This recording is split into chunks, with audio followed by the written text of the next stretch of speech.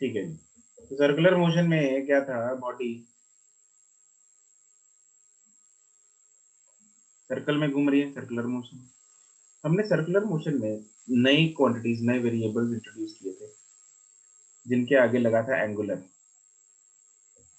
Displacement पढ़ के आए थे, वेलोसिटी पढ़ के आए थे, एक्सेलरेशन पढ़ के आए थे, लेकिन यहाँ पे सब कुछ एंगुलर बदल गया। Angular displacement, angular acceleration. ठीक है। Angular displacement is nothing but it is the angle covered by a body moving in a circle. Body यहाँ से यहाँ पे चली गई तो ये एंगल कवर कर लिया, ये एंगुलर डिस्प्लेसमेंट होगी। एंगुलर वेलोसिटी ओमेगा होती है, एंगुलर एक्सेलरेशन अल्फा होती है ना। अब लीनियर क्वांटिटीज और एंगुलर क्वांटिटीज में क्या क्या रिलेशन था देखो। Theta is equal to arc upon radius था ना, यहाँ से आता है L is equal to theta into R. यहाँ से आ जाता है v is equal to omega into R. Differentiate कर दिया, इसको डिफरेंशिएट कर दिया तो क्या आ गया, a is equal to alpha into R. ठीक है। इस साइड में लीनियर क्वांटिटीज हैं, इस साइड में एंगुलर क्वांटिटीज हैं। चलो, अब इसमें जो कंफ्यूजन होती है जनरली बच्चों को, होती है एक्सेलरेशन में। अब एक्सेलरेशन दो तीन तरह की है। एक ये जो हमने अल्फा लिखी, विच इज एंगुलर एक्सेलरेशन। ठीक है। एक होती है, तुम लोगों ने वो सुना होगा, सेंट्रीपिटल एक्सेलरेशन,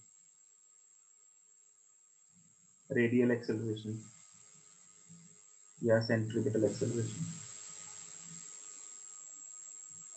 एक होती है टेंजेंशियल एक्सेलरेशन।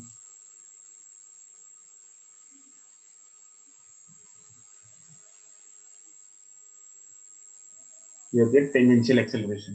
तो ये दो तरह, दो तीन तरह की एक्सेलरेशन है जो हमें दिख रही है ना। इसमें से इनका मतलब क्या है सबका, वो बात कर लेते हैं। अल्फा, अल्फा का मतलब है कि ये हमें ये बताएगी कि भाई जो एंगुलर वेलोसिटी है वो कितनी तेजी से चेंज हो रही है। अल्फा जो है that is D omega by dt। This is rate of change of angular velocity. Right. Omega constant है, मतलब बॉडी। क्या एक सर्कुलर मोशन में एंगुलर एक्सेलरेशन जीरो हो सकती है? क्या सर्कुलर मोशन में एंगुलर एक्सेलरेशन जीरो हो सकती है?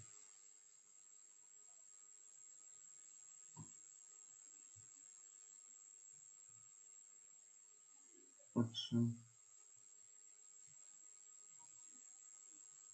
हिमांशी करिए यस, ज्योति करिए यस।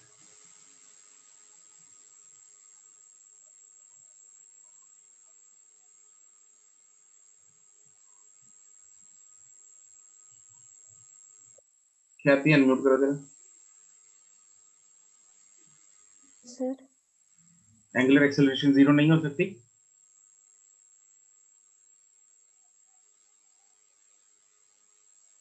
सर मैंने सेंट्रीपिटल सुन लिया। अरे कैसे सुन लिया तुमने गलत? मेरी आवाज क्लियर नहीं है क्या? नहीं सर, बात तो क्लियर है। अच्छा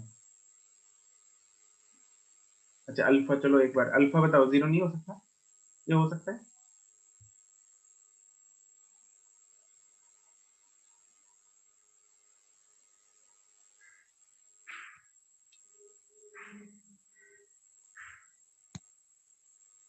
सर अगर ओमेगा कांस्टेंट होगा फिर तो जीरो हो सकता है।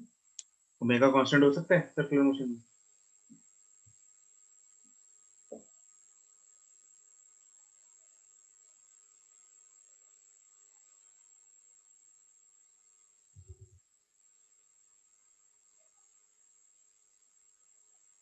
Can omega be constant in circular motion?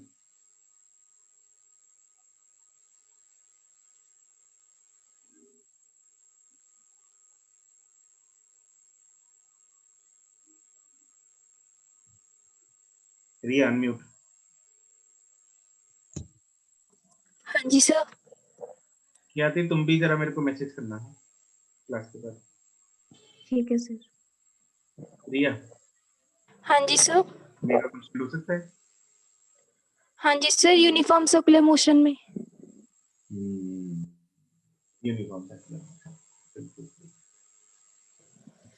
सही है। यूनिफॉर्म सर्कुलर मोशन के लिए अल्फा जो है वो 0 होगा, क्योंकि ओमेगा जो है वो कांस्टेंट होगा। लेकिन जो सेंट्रीपिटल एक्सेलरेशन है, क्या ये 0 हो सकती है? नो नहीं सर। सर। नहीं हो सकती, पक्की गल है? Yes sir. ठीक है, ये हमेशा नॉन जीरो होगी, क्योंकि centripetal acceleration is responsible for change of what? Direction. Very good, it is responsible for change of direction of the body. और डायरेक्शन ही नहीं चेंज होगी तो सेंट्रीपिटल एक्सेलरेशन अगर मतलब 0 है, डायरेक्शन ही नहीं चेंज होगी, डायरेक्शन ही चेंज होगी तो सर्कल में कैसे घूमेगा?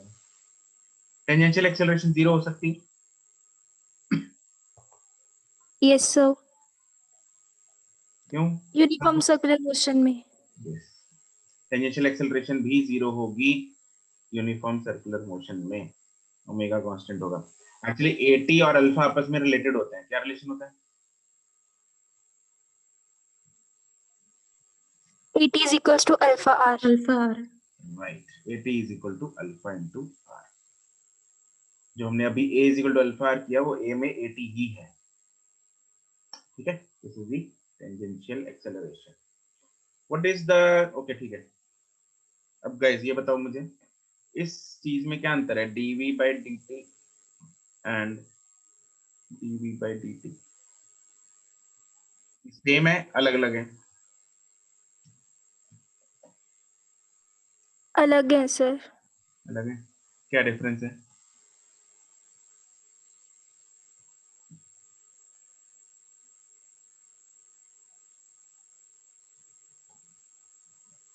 कौन बताएगा मेरे को अनम्यूट करके, ये क्या डिफरेंस है दोनों में?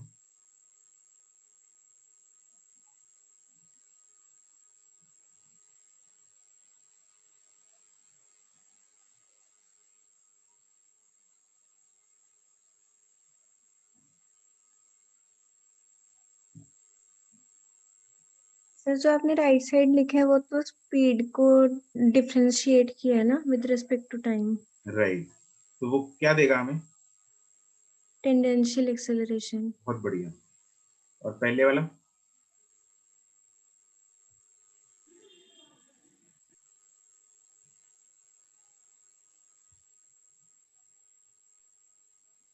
राइट रुचिका। सर वो तो velocity with respect to time है। हाँ जी, क्या देगा वो? वो नेट एक्सेलरेशन ही नेट देगा। एक्सेलरेशन। राइट, बिल्कुल राइट। ये में नेट एक्सेलरेशन देगा, इनफैक्ट नेट एक्सेलरेशन का मैग्नीट्यूड देगा। This is the magnitude of net acceleration. क्योंकि डीवी बाई डी अंदर वाली चीज हमें नेट एक्सेलरेशन का वेक्टर फॉर्म देगी, उसका बार कर दिया हमने, डंडियां डाल दी इधर, मॉड ले लिया मैग्नीट्यूड, तो मैग्नीट्यूड दे देगा। ये हम पहले वेलोसिटी का मैग्नीट्यूड देख रहे हैं, फिर उसको डिफरेंस मतलब स्पीड का डिफरेंशिएशन है ये। तो this will give me rate of change of speed. और रेट ऑफ चेंज स्पीड को कौन चेंज करता है? टेंजेंशियल एक्सेलरेशन चेंज करता है। Tangential acceleration is responsible for changing speed and centripetal acceleration is responsible for changing direction. Direction. AC का formula क्या होता है? वी स्क्वायर बाय आर, या फिर ओमेगा, और क्या होता है? Omega, omega square r. Omega square r. Right, या फिर ओमेगा वी। Omega we.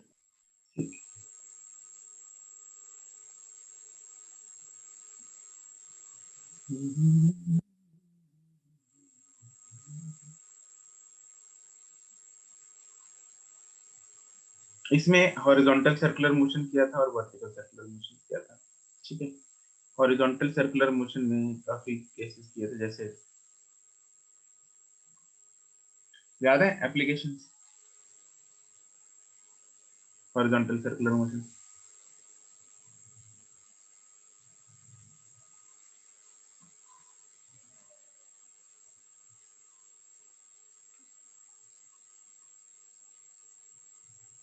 जैसे सपोज डेथ वेल है,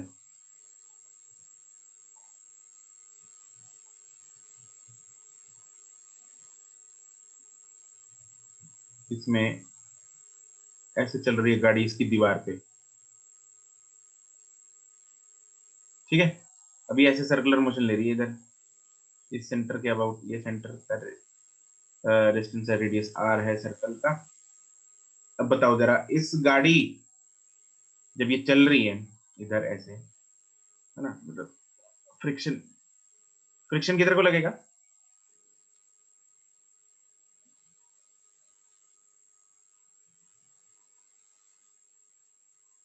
कोई भी बॉडी जब कोई घूमती है तो सेंट्रिप, उसको सर्कल में घुमाने के लिए कौन सी फोर्स चाहिए होती है? Centripetal force. कौन सी? Centripetal force. Centripetal force, right. Centripetal force is some new force या कोई existing physical force centripetal force act करती है? एग्जिस्टिंग। एग्जिस्टिंग फिजिकल फोर्स को सेंट्रिपिटल फोर्स एक्ट करती है। जैसे प्लैनेट्स को घुमाने के लिए जो सेंट्रिपिटल फोर्स चाहिए वो कहां से आती है? नॉर्मल। प्लैनेट्स को घुमाने के लिए ग्रेविटेशनल फोर्स। ग्रेविटेशनल फोर्स है, ठीक है। और रस्सी पे पत्थर बांधा, उसको जब घुमा रहे हैं तो सेंट्रिपिटल फोर्स कौन सी फोर्स एक्ट करेगी? टेंशन। टेंशन। इसमें कौन सी कर रही है? Sir normal. Normal. Right, normal center की तरफ एक्ट करेगी ऐसे, and normal will be acting as centripetal force. Centripetal force का फॉर्मूला क्या होता है? mv स्क्वायर बाय r, ठीक है। अब नॉर्मल कैसे निकालेंगे हम? इधर इसका वेट किधर को लगेगा? नीचे, mg। सर नीचे। फ्रिक्शन किधर को लगेगी?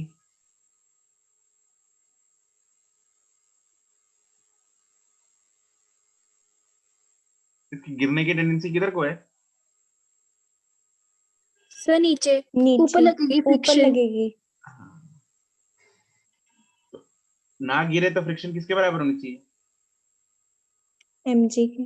mg की। और mg। फ्रिक्शन क्या होता है? Mu into n। n। तो म्यू n की वैल्यू है mu into mv square by r equal to mg। तो यहाँ से v निकाल लो, root of r3 by mu. इस वेलोसिटी के साथ घूमना पड़ेगा ताकि वो नीचे ना गिरे। तो ये कम से कम इतनी वेलोसिटी होनी चाहिए उसकी, ठीक है। और जैसे बैंकिंग था, banking and friction, roads banking हमने वीडियो में देखी थी इसकी, बैंकिंग ऑफ रोड्स की। तो रोड्स जो हैं वो बैंक्ड होती हैं ताकि गाड़ी जो है वो सेफली टर्न ले सके, ठीक है। ये ऐसे घूम रही है चक्कर में, और इस तरफ है इसका सेंटर, ये रेडियस है, एम जी इस तरफ लग रहा है। अब सिर्फ अगर ओनली बैंकिंग है तो इसको सेंट्रिपिटल फोर्स कहां से मिल रही होगी? Component of normal. Component of normal, बिल्कुल सही बात है। कंपोनेंट ऑफ नॉर्मल, नॉर्मल ऐसे लग रहा है, नॉर्मल का ये वाला कंपोनेंट n, ये कौन सा होगा? n कौन सा? अगर थीटा सपोज ये वाला लेते हैं तो क्लियरली बना लेते हैं एक बार। इस तरफ है नॉर्मल, ये है थीटा, ये चाहिए मेरे को n। सर साइन वाला। sin theta. ये होगा n sin थीटा, ये होगा n cos theta. cos theta, ठीक है। ये थीटा है तो ये भी थीटा होगा, ये भी थीटा होगा, ये होगा n cos थीटा, ये होगा n sin theta. n sin theta acts as mv square by, centripetal force. Right. ये तो होगा सिर्फ और सिर्फ अगर बैंकिंग है, राइट। अगर बैंकिंग ना हो, सिर्फ फ्रिक्शन हो, इस बॉडी ने गोल गोल घूमना है इस चक्कर में, इस तरफ है, तो फ्रिक्शन किस तरफ लगेगी?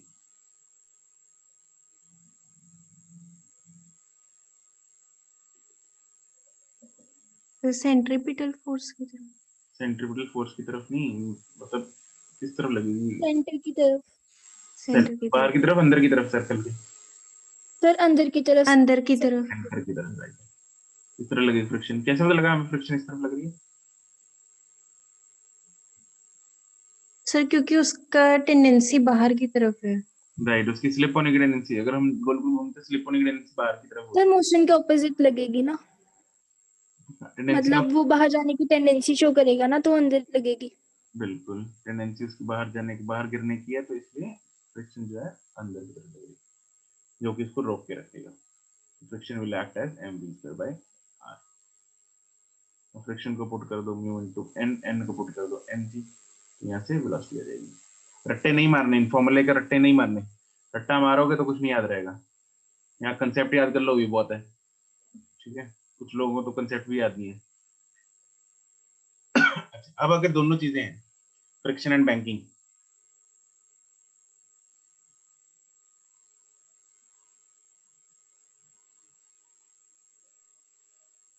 उसमें दो केस किए थे।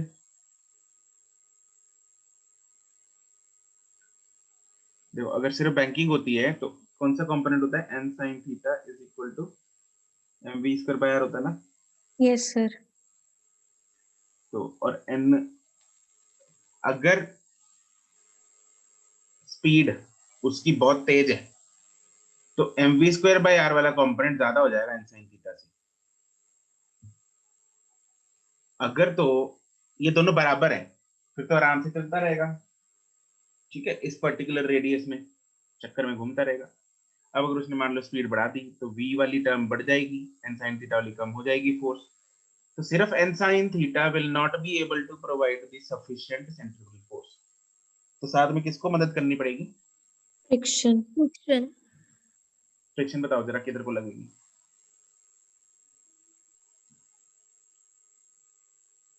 सर्कल के सेंटर की तरफ या सर्कल के सेंटर की बाहर की तरफ, मतलब कहने का अप दी प्लेन या down the plane. Sir down the plane. Yes, कैसे पता लगा, सर उसकी टेंडेंसी क्योंकि बाहर की तरफ है, ऊपर की तरफ है तो वो नीचे की तरफ लगेगी फ्रिक्शन। बिल्कुल गुड, उसकी टेंडेंसी है स्लिप होने की ऊपर की तरफ, क्यों, क्योंकि वो ज्यादा तेजी से जा रहा है। वो फुकरी फुकरी मार रहा है तो इसलिए उसको बाहर की तरफ स्लिप होने की टेंडेंसी है, तो फ्रिक्शन लगेगी अंदर की तरफ। तो एक तो नॉर्मल का कंपोनेंट है इधर, कौन सा, n sin थीटा, दूसरा ये फ्रिक्शन है, ये थीटा है, ये थीटा है। फ्रिक्शन का कंपोनेंट होगा f, कॉस थीटा। ये दोनों मिलके n sin theta plus f cos theta will now act as centrifugal, ठीक है। दूसरी इक्वेशन यहाँ से बन जाती होती है, ये n है, सॉरी n sin थीटा है, सॉरी n cos थीटा है, n और ये n भी है।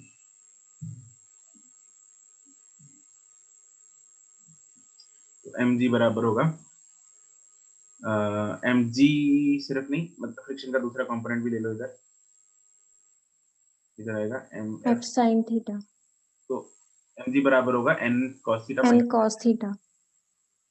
ऐसे लिख लो mg plus f sin theta is equal to n cos। दो इक्वेशंस हैं, दो वेरिएबल, n को उड़ाओ एलिमिनेट हो जाएगा, f को म्यू n डाल के यहाँ से निकल आता होता है। इसका ऑपोजिट केस, अगर वेलोसिटी उसने कम कर दी, डिजायर्ड स्पीड से उसने स्पीड जो है वो कम कर दी, बहुत धीरे धीरे जा रहा है, साथ में मोबाइल करने लग गया गाड़ी चलाते हुए, स्पीड कम हो गई, tendency of slip inward. Yes, tendency of जो स्लिप है उसकी वो नीचे की तरफ हो जाएगी, तो फ्रिक्शन किधर लगेगी, अपवर्ड। अपवर्ड लगेगी। तो n sin थीटा तो था एक, इधर n cos थीटा था, माइनस एफ कॉस थीटा। ये थीटा है, इस तरफ लगेगा f cos।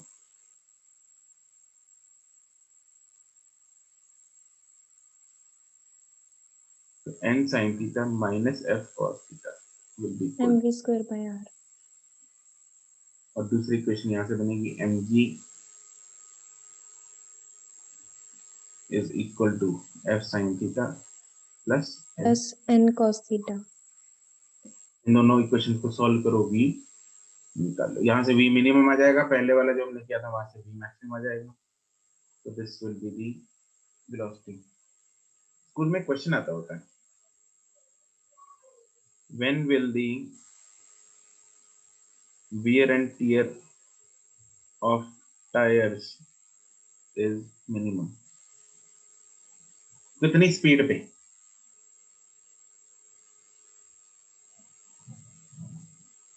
यहां से मेरे पास निकल के आया v मिनिमम, इससे पहले वाला जो केस था वहां से निकल के आया था v मैक्सिमम, और जिसमें सिर्फ बैंकिंग हो रही थी उसमें v लगा लो।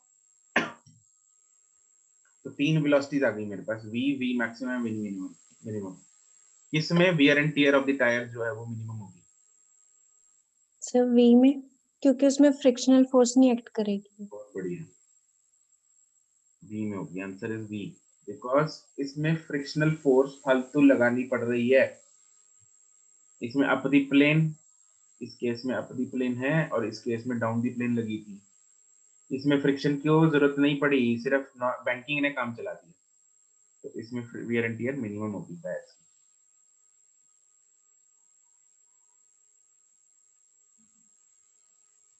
ठीक है, अच्छा फिर आता है vertical circular motion. वर्टिकुलर circular motion में दो तरह के किए थे, यूनिफॉर्म एंड नॉन यूनिफॉर्म। दोनों केसेस में, अच्छा टेंशन बताओ कहां पे मैक्सिमम होती है?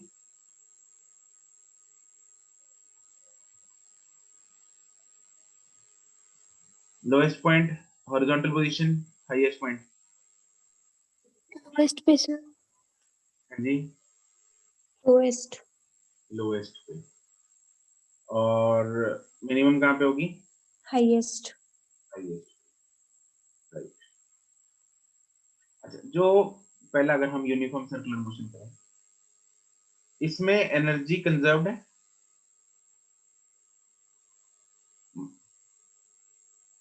यूनिफॉर्म सर्कुलर मोशन में नो सर।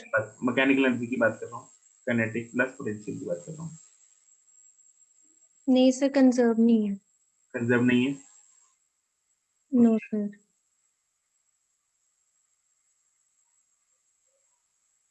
मतलब कहीं पे एनर्जी ज्यादा है, कहीं पे कम है? सर पी ना इंक्रीज करेगी सर जब इसे ऊपर पोटेंशियल जाएंगे। इंक्रीज करेगी। कब? सर लोअर पॉइंट से हायर पॉइंट सर जाएंगे तो जब हाइट इंक्रीज लोएस्ट से, हाँ, जब लोएस्ट से हाईएस्ट पॉइंट पे जा रहे हैं पोटेंशियल बढ़ रही है, लेकिन काइनेटिक कम नहीं हो रही। सर काइनेटिक सेम है।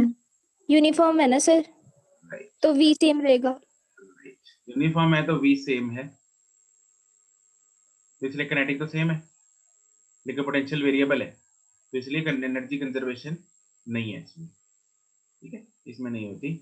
लेकिन नॉन यूनिफॉर्म सर्कुलर मोशन में, वर्टिकल सर्कुलर मोशन में पोटेंशियल एनर्जी प्लस करंट, मतलब मैकेनिकल एनर्जी जो है वो कंजर्व होती है, वही लगाते हैं। उसमें जो टेंशन है, मैक्सिमम टेंशन तो खैर दोनों केसेस में बॉटम पॉइंट पे होगा और मिनिमम टेंशन हाईएस्ट पॉइंट पे होगा। इसमें जो है वेलोसिटी या स्पीड कह लो, वो हमेशा सेम नहीं होती, वेरी करती रहती है। मैक्सिमम स्पीड कहाँ पे होगी?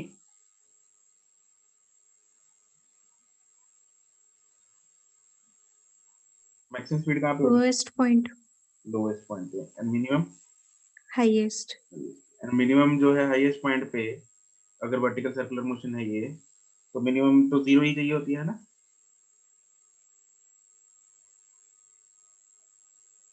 हाईएस्ट पॉइंट पे स्पीड जीरो हो जाती है ना?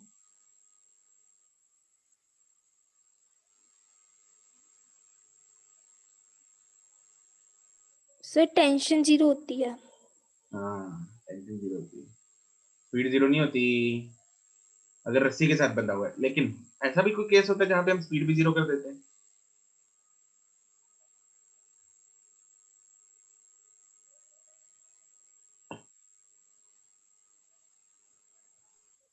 हाँ जी सर, वो लूपिंग हो जाती है। और लूपिंग तो हो जाती है, लूपिंग की बात हो रही है, लेकिन लूपिंग के लिए स्पीड जीरो होनी चाहिए, टेंशन जीरो होनी चाहिए, दोनों में से कुछ भी हो सकता है।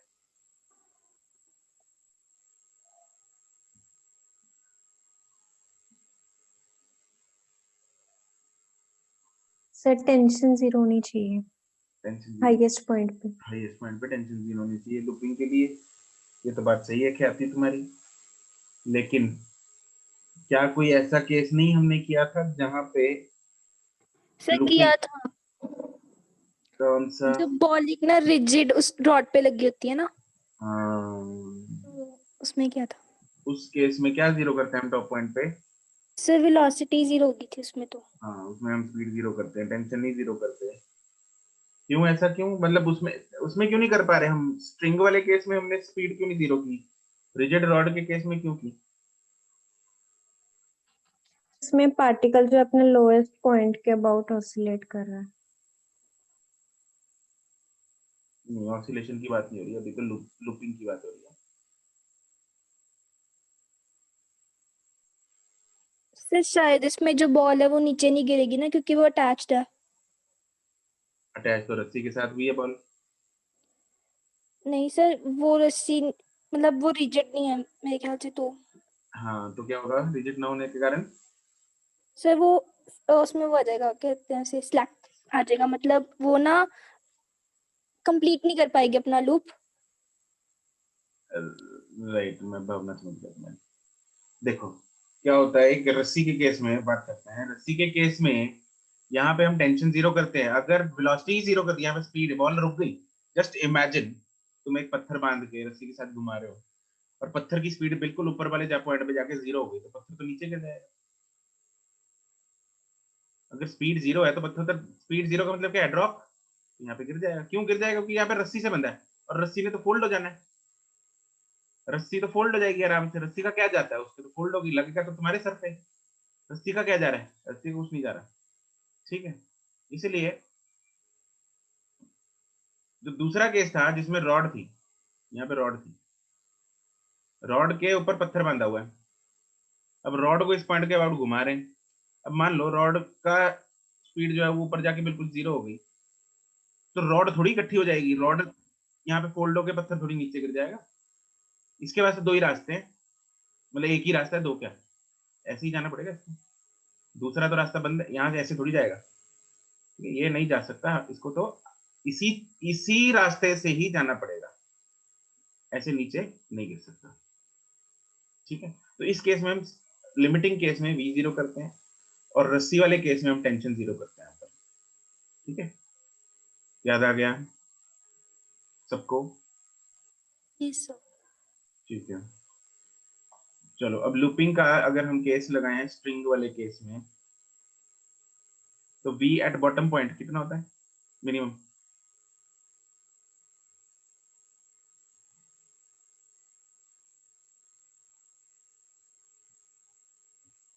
Root of 5 GR। बढ़िया, रूट ऑफ 5 GR। ये highest point root of GR, G R. Root of GR। Root of GR। Rod के केस में v bottom root of sir 2 root GR। Of 4 GR। Root of 4 GR, right, that is 2 root GR। Highest पे 0 हो जाएगा। We highest हो जाएगा 0। 0। ठीक है। और बाकी अगर आपको किसी भी एंगल पे पूछा है वी, तो क्या लगा सकते हो? ए से बी पॉइंट पे पूछा है, कोई भी एंगल दे रखा है, मान लो 60 डिग्री दे रखा है, कुछ भी दे रखा है, तो क्या लगा सकते हो आप? क्या लगा सकते हो? सर एक एनर्जी कंजर्वेशन से फॉर्मूला आया था। हाँ, energy conservation, total energy at A is equal to total energy at B, ये होता है, इसलिए लगा दो। किसी को फॉर्मूला याद है तो फॉर्मूला लगा दो। वी थीटा, तो फॉर्मूला हमने किया था एक, v theta square is equal to square minus 2 GR 1 minus cos theta.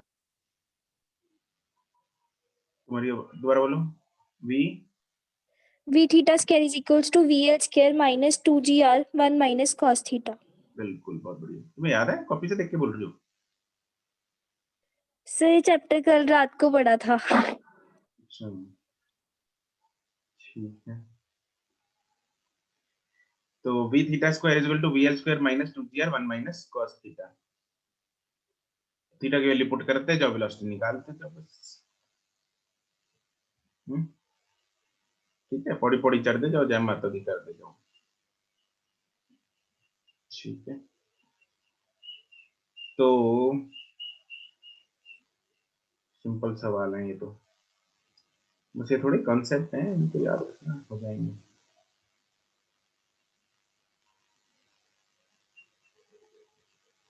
कोई और किसी को कुछ पर्टिकुलरली पूछना उस सर्कुलर मोशन में से?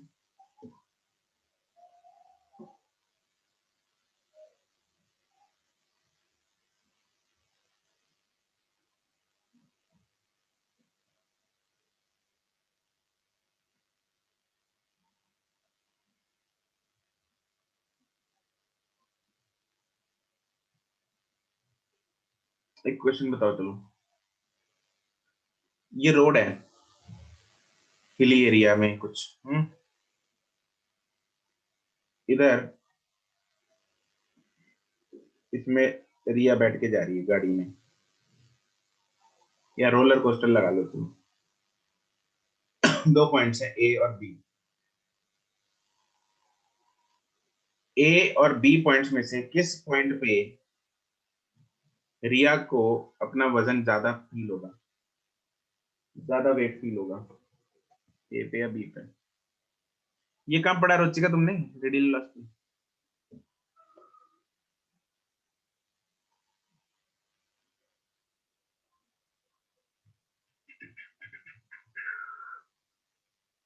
रेडियल वेलोसिटी वैसे वो होती है जो टुवर्ड्स द रेडियस वेलोसिटी होगी।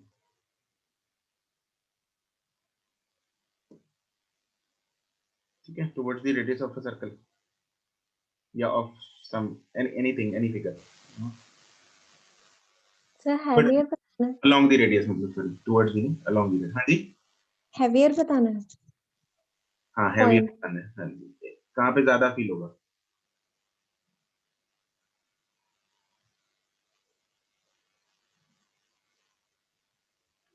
करेक्ट है रिया, क्या थी?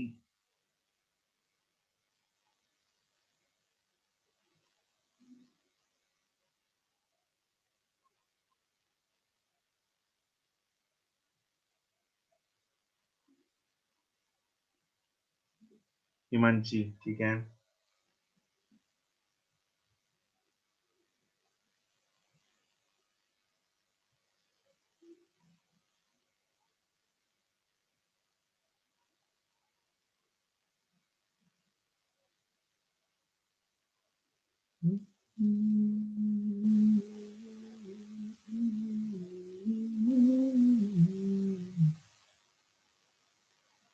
अरे तुम लोग रोलर कोस्टर पे चले गए क्या, बताओ भाई? अरे नॉर्मल बनाओ इधर और इधर दोनों जगह। जो वेट फील होता है वो नॉर्मल सी तो होता है, इधर mg लग रहा है, तो बताओ जरा mg और n को कैसे लिखूं और सेंट्रीपिटल फोर्स के बराबर करूं, जरा बताओ मुझे।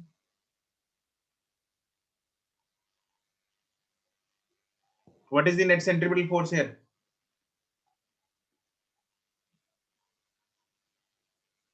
Sir mg minus na। mg minus n, right, mg minus na is equal to mv square by r, तो na कितना आ गया, mg minus mv square by r, और इधर n minus mg। Right, n minus mg is equal to mv square. ये चमका, ये क्या किया मैंने इधर, अरे सबको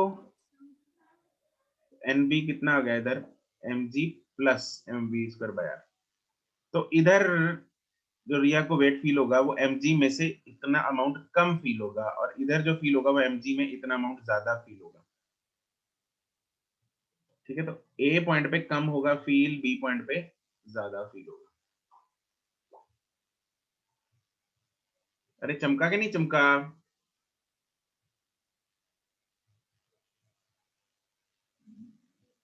ठीक है,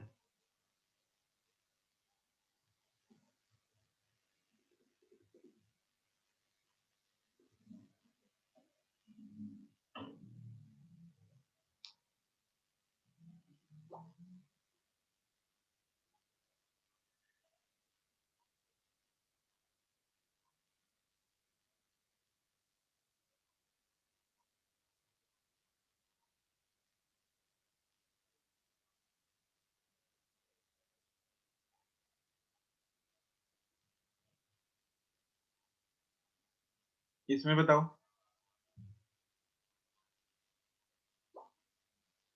ए और बी पॉइंट में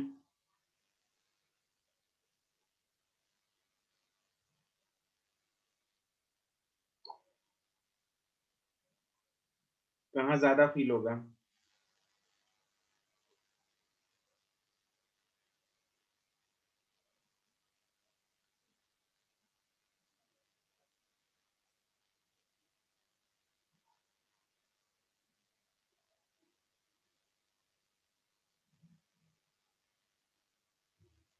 क्या थी? ठीक है,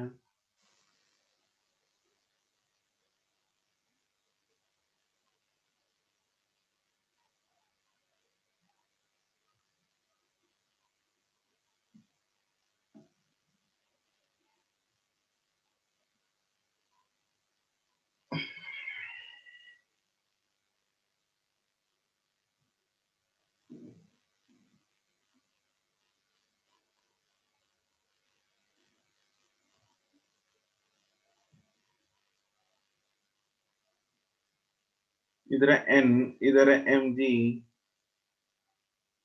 तो M G minus N is equal to M V square by R. N आ गया M G minus M V square by R. दोनों जगह एम जी सेम है, एम सेम है, वी स्क्वायर सेम है, सिर्फ आर का डिफरेंस है। आर किसका ज्यादा लग रहा है तुम लोगों को, ए सरफेस का ए, या बी सरफेस का? हाँ जी, ए सरफेस का। ए का ज्यादा लग रहा है। अगर ए का आर ज्यादा होगा तो ये टर्म क्या हो जाएगी, छोटी हो जाएगी। Yes sir. अगर ये टर्म छोटी हो गई मतलब एमजी में से छोटी टर्म माइनस हो रही है, तो ये कंप्लीटली ज्यादा हो जाएगा, एन ज्यादा हो जाएगा। जहां पे आर छोटा है वहां पे एन बड़ा है।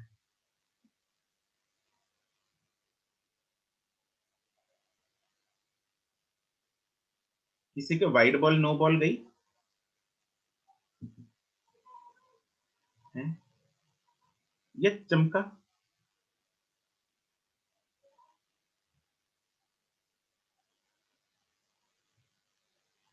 तुम लोग गजब हो बे। एक बात बताओ, तुम लोग क्यों क्यों लगाने आए हो ये क्लास? बोलना कुछ नहीं, लिखना कुछ नहीं। कौन कौन जिंदा है, जरा हैंड रेस करो एक बार।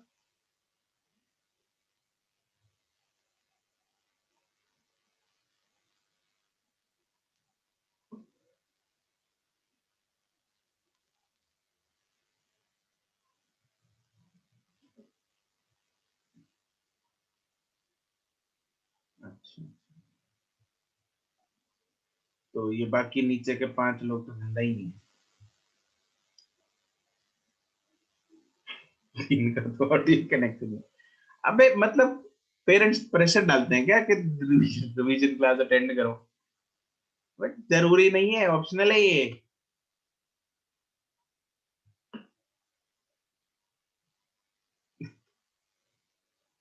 है बस सिलेबस खत्म हो गया, उनको समझाओ। ऐसे फायदा क्या? तुम क्लास में मतलब डमीज की तरह बैठे हो, क्या फायदा?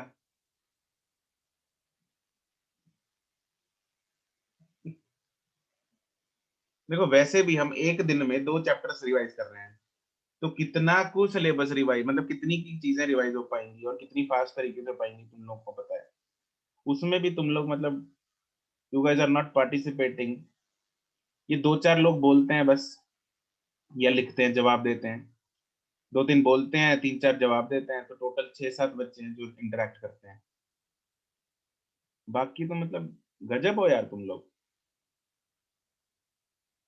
ये हर्ष, नागेश और सचबीर, ये भाई साहब तो ऑडियो ही नहीं, इनकी तो ऑडियो ही नहीं कनेक्टेड। बढ़िया है। अबे कोई समझाओ इनको। ये ईशांत, मदान और माहिर और सिमर, ये सिमर पार पहले तो था भी, निकल निकल लिया होगा, डिस्कनेक्ट तो कर जाता।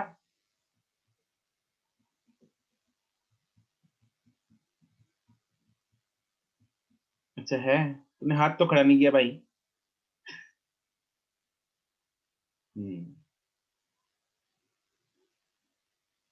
ईशांत और माहिर तो है नहीं, है ना क्लास में? बढ़िया। जरा बोलना इनको कि भाई मजबूरी नहीं है, ऑप्शनल है।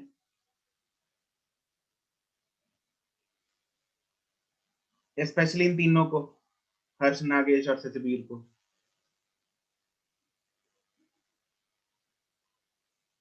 अच्छा, माहिर तो है।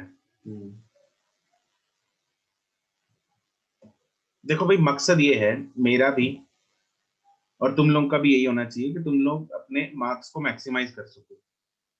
तो सबसे अच्छा तरीका वैसे ये होता है कि तुम लोग सेल्फ स्टडी करो ढंग से, और इन क्लासेस का फायदा उठाओ आस्किंग योर डाउट्स, ठीक है? रादर देन, मतलब sitting like dummies, sitting like zombies will not help you actually, right? मतलब अगर मैं भी कुछ करा रहा हूँ, मैं भी कुछ क्वेश्चंस करा रहा हूँ, तो कम से कम उनमें तो पार्टिसिपेट करो यार। मतलब यू शुड हैव एटलीस्ट इतना तो कम से कम होना चाहिए कि तुम लोग कुछ, चाहे गलत जवाब दो, कुछ तो करो। एक साल निकल गया, तुम लोगों का एक रह गया।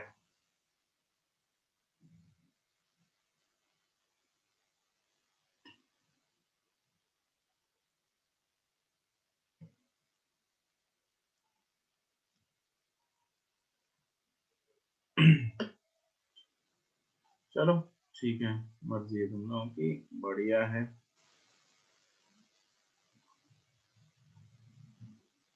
ठीक है, ठीक है, तो आज हम यही समाप्त करेंगे। Will continue from here in the next class, right?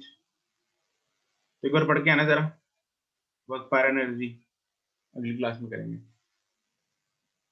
Okay, चलो बाय।